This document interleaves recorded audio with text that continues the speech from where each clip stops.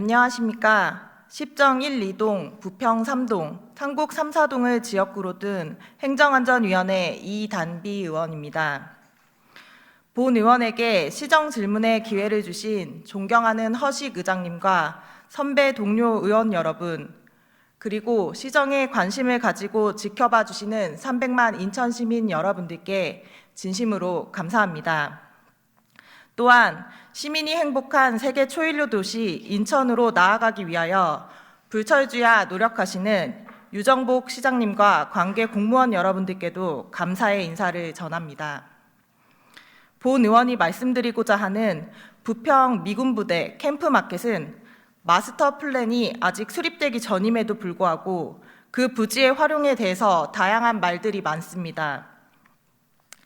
인천시는 문화체육관광부가 공모한 2022년 지역기반형 음악창작소 조성 공모사업에 선정되어 국비 10억 원, 시비 22억 원, 총 32억 원을 투입하여 캠프마켓의 음악창작소를 조성하였습니다.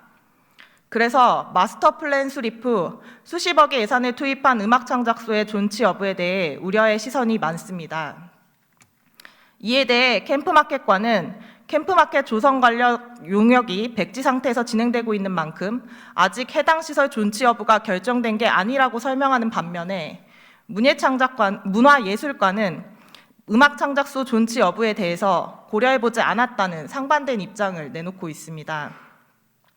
또한 인천시는 2022년 10월 14일 제2의료원 설립 기본계획 및 타당성 조사 용역 중간보고회를 열어 6곳을 후보지로 선정했는데 그중 하나가 부평구 상곡동 292-1 1원에 위치하고 있는 캠프마켓 부지입니다. 비록 부평 캠프마켓은 인천시 소유로 전환될 예정이지만 이에 대하여 인천시장, 시의원을 비롯하여 부평구청장, 국회의원의 각자 공약이 다르기 때문에 평화박물관, 대중음악자료원 등 다양한 활용 방안이 논의되고 있습니다. 그러나 시장님의 선거공약 79번과 같이 캠프마켓의 활용 방안은 시민과 소통하여 공론화를 통한 수기 과정을 거쳐야 합니다. 그리고 수기 경청회를 바탕으로 마스터 플랜이 먼저 수립되어야 합니다. 마스터 플랜 수립 전에 막대한 예산을 쏟아부어 이 부지를 활용하기 시작한다면 활용 방안에 반대되는 마스터 플랜이 수립된 이후 해결해야 할 문제가 훨씬 더 늘어나게 됩니다. 그래서 마스터 플랜 수립 전에 캠프마켓 부지를 활용하는 것에 대해 시장님이 어떠한 의견을 가지고 계시는지 질의드립니다. 이어 최근 논란의 중심이 된 조병창 근로자병원 및 미국 장교 클럽으로 사용된 1780호 건물에 대해 말씀드리겠습니다. 본 의원이 캠프마켓과에서 업무 보고 받은 자료에 따르면 조병창 근로자병원은 한국전쟁 당시 폭격을 받아 주 출입구가 있던 중앙부와 2층이 소실되었고 그 결과 사진 왼쪽 파란색으로 표시된 1780호의 T자형 1층 부분만 남게 되었습니다. 그 뒤 1780호 건물은 미군 주둔기에 개축되어 장교 클럽과 다목적 창고로 이용되었습니다. 따라서 1780호 건물의 벽과 기둥을 제외한 내부 인테리어나 외부 형태 역시 일제강점기 조병창 병원의 원형이 거의 남아있지 않습니다. 그래서 문화재청은 1780호 건물이 전체적 원형을 유지하고 있지 않고 희소성이 부족하다는 이유로 문화재 등록이 어렵다고 답변한 바 이에 대한 문화재청의 비용 지원은 어려울 것으로 전망됩니다. 그런데 1780호 건축물 내부 오염도 조사 결과에 따르면 석유계 총탄화수소의 경우 공원 토양 오염 우려 기준을 훨씬 초과하는 567에서 1265mg/kg의 농도를 보여주고 있습니다. 토양 오염 정화 비용에 대하여 문화재청은 아빗 말뚝 기초 보강 공법으로 약 5억 원의 비용을 들이면 건축물의 원형 보존이 가능하다는 의견을 제시하였고 이에 대해 인천시가 추가적으로 진행한 자체 조사에 따르면 지하에 풍화함이 존재하여 압입 말뚝 기초보강에 추가 보강시설인 오거 또는 T4 천공 장비가 필수적이기 때문에 약 47에서 49억 원이 소요된다는 결과가 도출되었습니다. 2022년 12월에는 드디어 D구역 22만 9,235제곱미터의 반환을 앞두고 있습니다. D구역 내에는 총 71개 동의 건물이 존재하고 문화재청은 그중 25개의 건축물이 역사적 의의가 존재한다고 밝히고 있습니다. 존경하는 시장님, 앞에서 살펴본 바와 같이 문화재청에서 비용 지원이 되지 않을 경우 인천시 자체 조사에서 도출된 비용을 1780호 건물에 이어 D구역 25개 건물까지 인천시에서 부담하는 것이 현실적으로 가능한지 여부를 질의드립니다.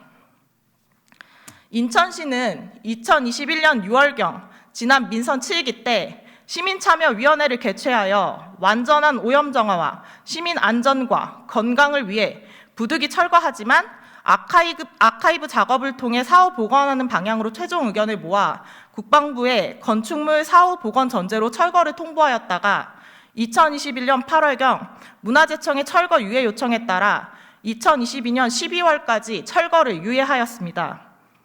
그리고 민선 8기가 새로 시작되었으나 2022년 9월 7일 관계기관 협의에서 완전한 토양 정화, 법적 정화기간 내 정화 한계, 건축물 보존 활용에 있어서 부자재 보존, 정밀 기록화 등 현실적 보존 대안 강구해야 한다는 의견을 제시하고 국방부가 건축물 철거가 불가피한 상황을 고려하여 2022년 11월 7일부터 11월 말경까지 타임랩스 방식 및 일부 드론 촬영으로 철거 전 과정을 아카이브 작업으로 기록하여 충실히 하는 것을 기획하였습니다.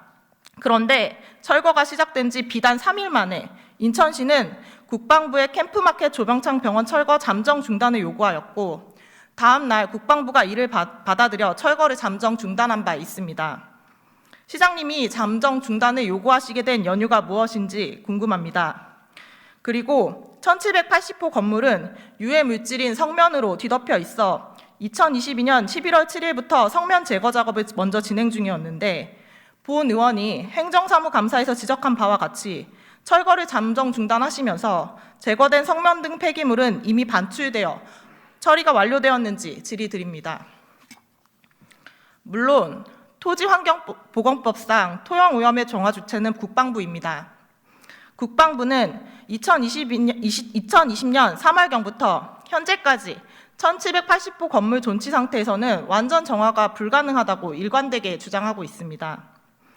우리 인천시가 벤치마킹하는 용산공원 역시 2022년 6월 7일 열흘간 시범 개방을 하였는데 모든 구역이 공원 조성 가능 기준치를 초과하는 오염물질이 검출됨에 따라 환경단체들의 이딴 비판을 받고 있습니다.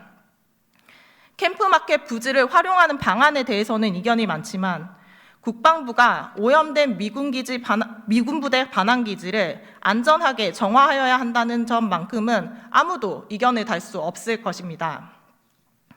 시장님, 오락가락 행정은 일선의 혼란과 갈등만 부추깁니다. 2022년 지방선거에서 시장님을 지지해 주신 부평 주민들은 민선 8기가 캠프마켓에 대하여 원칙을 바로 세우고 주도적으로 나아가기를 기대하고 있습니다. 부평 미군부대 캠프마켓은 국방부, 문화재청, 산림청 등 많은 관계기관이 연계되어 있습니다. 그런데 인천시가 국방부 주도의 토지오염 정화 계획에 끌려다니면서 그저 철거 여부를 수용하거나 중단하는 것만 계속 반복한다면 앞으로 우리 인천 시민들이 어떤 기관의 의견을 믿을 수 있겠습니까? 갈등을 조정하기 위해서 부디 인천시가 먼저 원칙을 바로 세우고 최우선 과제가 무엇인지 생각하고 집중해 주시기를 간곡하게 부탁드립니다. 또한 캠프마켓 아카이브 작업에 충실할 수 있도록 캠프마켓과의 학예 연구사와 같이 전문성을 가진 추가 인력을 충원하여 주시는 것도 함께 검토하여 주시기를 바랍니다. 이상으로 시정 질의를 마치겠습니다. 끝까지 경청해 주셔서 감사합니다.